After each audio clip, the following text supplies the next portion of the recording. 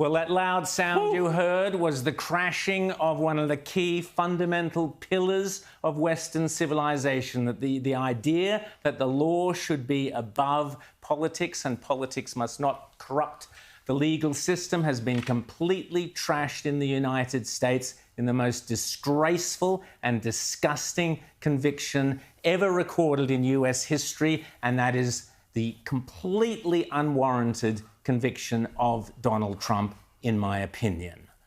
James.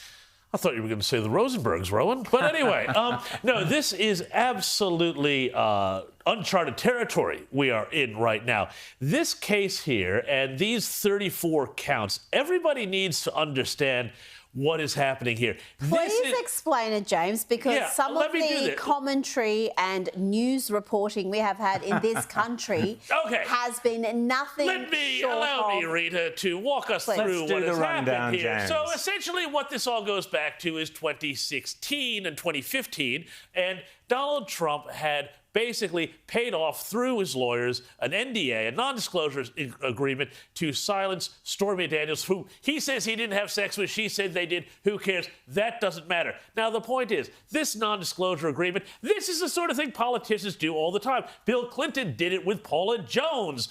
This has happened time and time again. So what happened? Well, this was a bookkeeping error, and there's a 2-year statute of limitations, but what happened was it's a misdemeanor. It's not a felony. And I'm going to talk about this more later in the show, but what happened was Alvin Bragg, the district attorney who ran for office, because you run for the office there on a platform of saying, I've sued Trump before, I want to get Trump, I'm going to get Trump, that's why you should vote for me.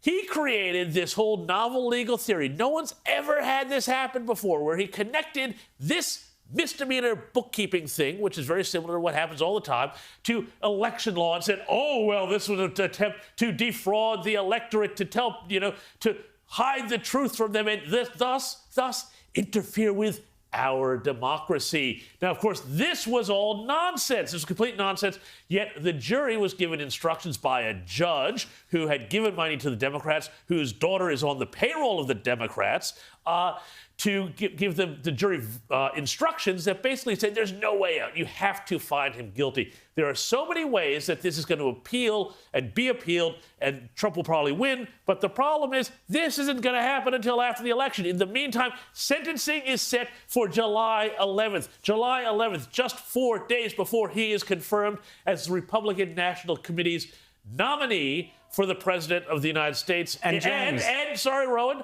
one more thing. He could wind up being sent to jail by this blatantly political judge. This is where we are. This is a disgrace.